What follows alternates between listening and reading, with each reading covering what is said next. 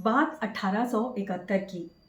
भारत पर ब्रिटिश हुकूमत थी, समाज जर्जर था और ब्रिटिशर्स जुटे थे भारतीयों की गिनती में।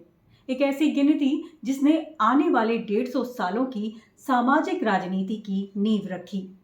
देश की राजनीति में जातिवाद का बीज इसी साल पड़ा था। जातिगत जनगणना के पीछे ब्रिटिश हुकूमत का उद्देश्य दोहरा था। पहला था प्रशासनिक कारण, यानी जाति आधारित आंकड़ों की मदद से राजस्व वसूली, सैन्य और स्थानीय प्रशासन को प्रबंधित करना, और दूसरा था डिवाइड एंड रूल की नीति। जातिगत वर्गीकरण से समाज में पहले से मौजूद भेदभाव को संस्थागत रूप देना, ब्राह्मण, क्षत्रिय, वैश्य, शूद्र और अस्पृश्य जैसी श्रेणियों को कठोरता से परिभाषित करना।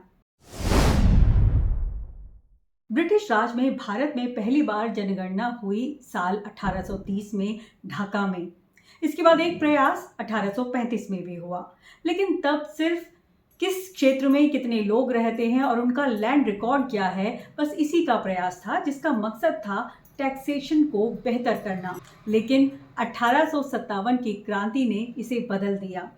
1857 की क्रांति में अलग अलग प्रांतों और समुदायों में बटे भारतीयों ने बिना किसी भेदभाव के पहली बार राष्ट्रवाद की भावना के तहत एकजुट होकर अंग्रेजों के खिलाफ बगावत की थी। ऐसे में अपने शासन को मजबूत करने का हल अंग्रेजों को फूट डालो और राज करो की नीति में मिला।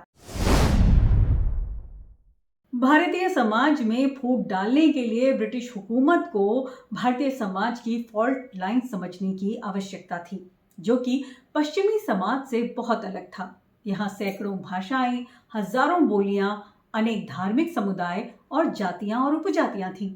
हर राज्य में जातियों का अलग स्वरूप और समीकरण था, और ये सब एक दूसरे से अलग होते हुए भी आपस में घुले मिले थे।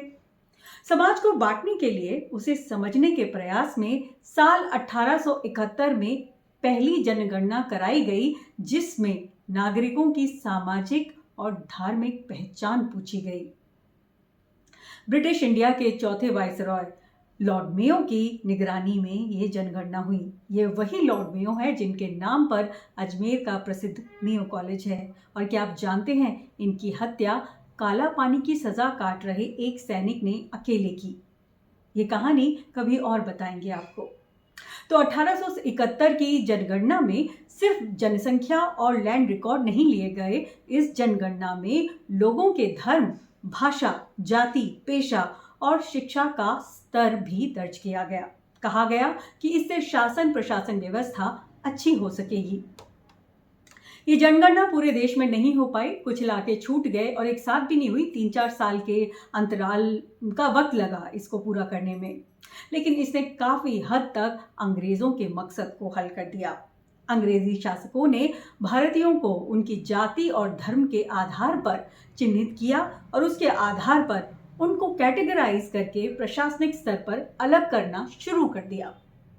जैसे कि सेना में जाति और धर्म के आधार पर रेजिमेंट और टुकड़ियां बनाना, ताकि भारतीय सैनिक फिर कभी एक साथ मिलकर बगावत न कर सके। आज भी भारतीय सेना में रेजिमेंट्स के ये नाम बरकरार हैं: Rajputana rifles, Sikh regiment, Jat regiment, Gorkha rifles. ये सिलसिला तभी शुरू हुआ था। इसके बाद ब्रिटेन की तर्ज पर हर 10 साल में जनगणना की जाने लगी, पर पूरे भारत को पश्चिमी तर्ज पर कुछ कैटेगरीज में बांधना आसान नहीं था। 1881 की जनगणना पूरे देश में एक साथ हुई और इसमें और ज्यादा जातियों और उपजातियों का विवरण था, लेकिन उनकी सोच के मुताबिक वो उसे व्यवस्थित नहीं कर पा रहे थे।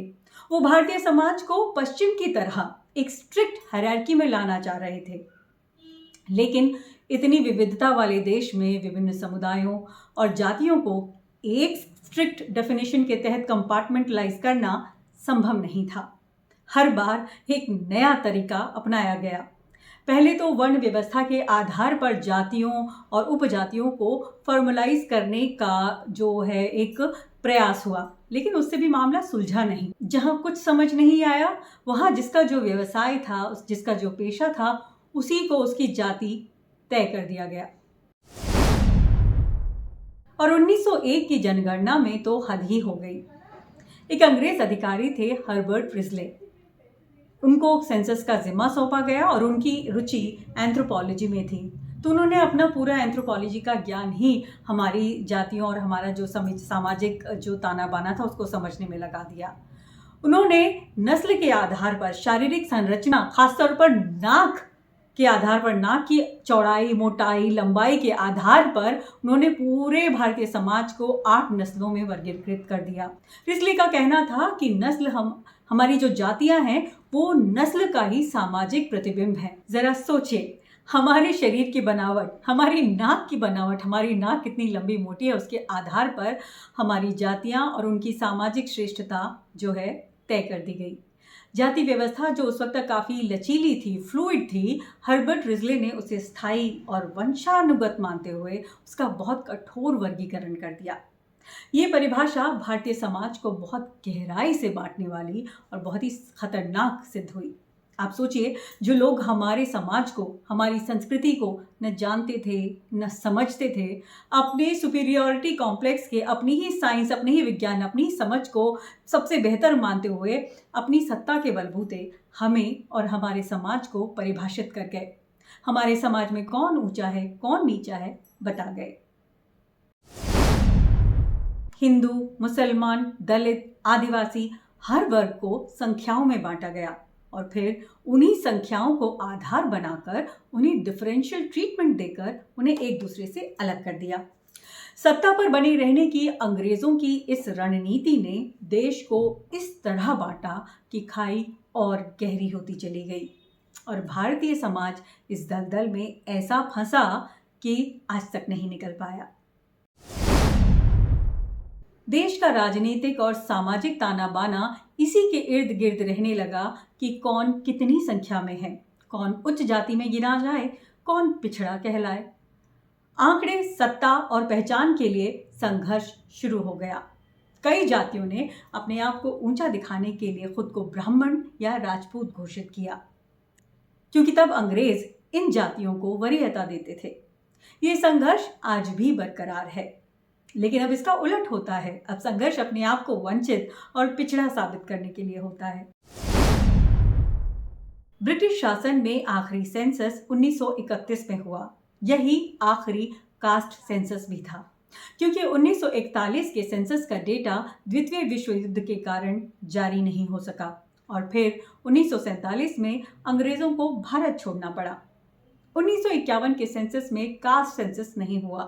देश के पहले प्रधानमंत्री जवाहरलाल नेहरू ने कास्ट सेंसस को विभाजनकारी मानते हुए उस पर रोक लगा दी। अब आजाद भारत में पहली बार जातिगत जनगणना होने जा रही है। इन 74 सालों में इसकी मांग कई बार उठी और देश में इस पर सबकी राय अलग है। आखिर ऐसा क्या हुआ कि केंद्र सरकार ने जातिगत जनगणना न कराने की इतनी पुरानी परंपरा को तोड़ दिया? इस पर बात करेंगे अगले एपिसोड में। अगर आपको ये एपिसोड पसंद आया हो तो शेयर करें, सब्सक्राइब करें और कमेंट करके हमें बताएं कि आपकी जातिगत जनगणना को लेकर क्या राय है।